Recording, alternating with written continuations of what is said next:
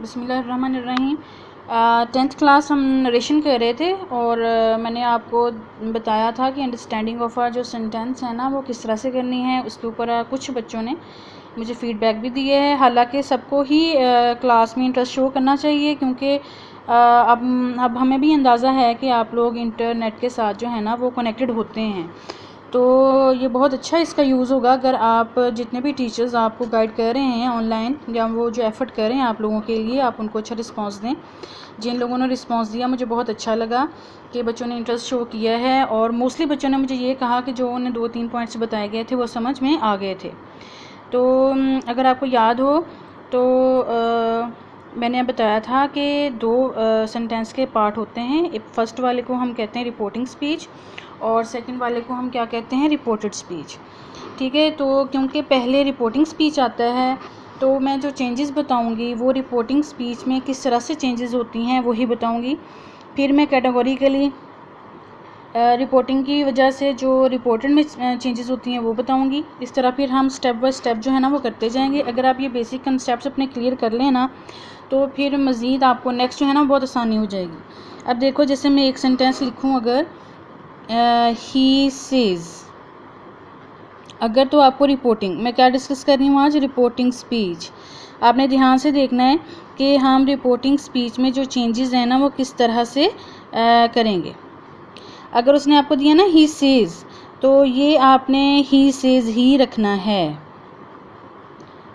ठीक है, अगर उसने आपको दिया है ही सेज टू मी, तो आपने सेज टू को कर देना है ही टेल्स मी। क्या कर देना है, ही टेल्स मी। मतलब बताने का ये है कि सेज टू के जो होगा ना केस, इसमें हम टेल्स कर देंगे। ठीक है, टू को जो हम वो स्किप कर देंगे। अगर सेज अकेला होगा तो हम सेज ही रखेंगे। इसी तरह फिर से के लिए भी ऐसे ही है, जैसे होगा कि दे से, तो ये दे से ही रहेगा। क्या रहेगा, दे से ही रहेगा।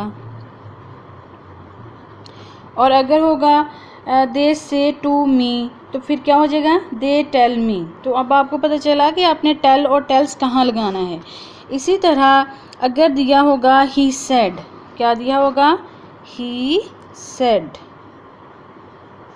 तो बेटे आपने उसको कर देना है ही सेड में ही, सेम ही रहेगा। किस में करेंगे, ही सेड ही करेंगे।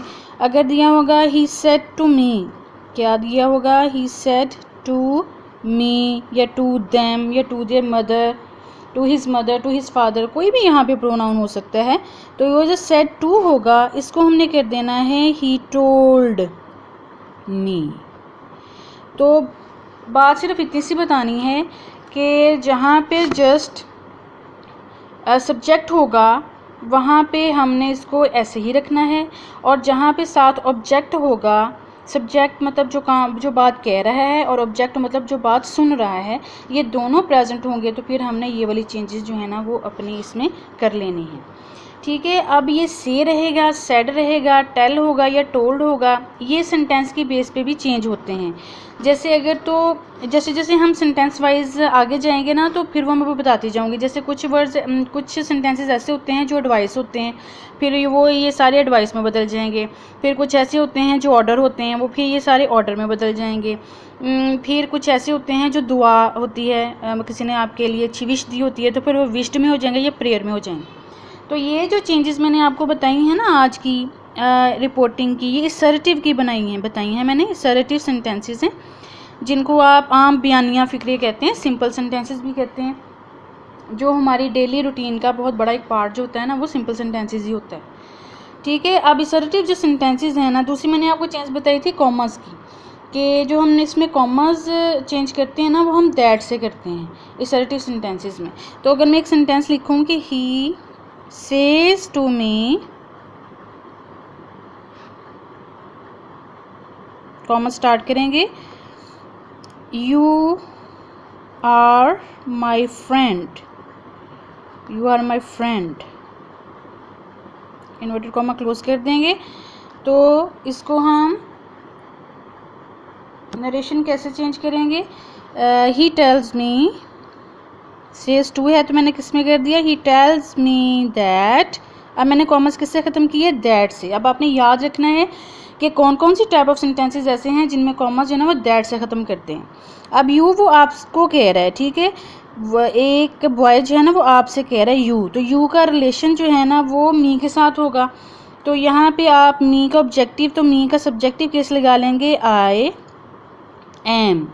अब मैंने यू के लिए आर लगाया था तो आई के लिए एम आएगा। अब माई फ्रेंड, वो बॉय कह रहा है कि तुम मेरे दोस्त हो, तो बॉय के लिए यहाँ पे पोजेशन जो है ना वो हम हिज लगाएंगे, आई एम हिज फ्रेंड, ठीक है। अब आपने ये नोट करना है कि मैंने टेंस चेंज नहीं किया, मैंने जस्ट अपने सब्जेक्ट के अकॉर्डिंग हेल्पिंग वर्ब चेंज किया है क्योंकि पीछे हमारे पास सेज है। अगर यहाँ पे पीछे सेड होता तो मतलब यही वाला फिक्रा अगर ही सेड टू मी में होता, चलिए मैं इसी को चेंज कर देती हूँ थोड़ा सा, ही सेड टू मी होता तो बेटा ये हो जाना था ही टोल्ड मी दैट। अब मैंने टोल्ड कर लिया क्योंकि सेड टू है, he told me that I was his friend, ठीक है। तो अब मैंने टेंस भी चेंज कर दिया है क्योंकि पीछे सेड दिया है। तो मतलब रिपोर्टिंग बताने का मकसद ये था कि जो रिपोर्टिंग होता है ना वो डिसाइड करता है कि आगे जो है ना वो किस किस्म की चेंज जो है ना वो आपने करनी है। और प्रोनाउन आपस में इतने इंटरलिंक्ड होते हैं कि वो फिर उनको देख के आपने चेंज करना होता है। अब मैंने एम को वाज क्यों किया, या वाज अगर दिया होगा तो उसको किस में करना है, ये मैं सारा जो है ना वो नेक्स्ट लेक्चर में बताऊँगी। आज जो मैंने पॉइंट्स बताए हैं ना आप इनको देखें, इनमें कोई इशू है तो आप मुझसे पूछ लें, ठीक है जी। Thank you.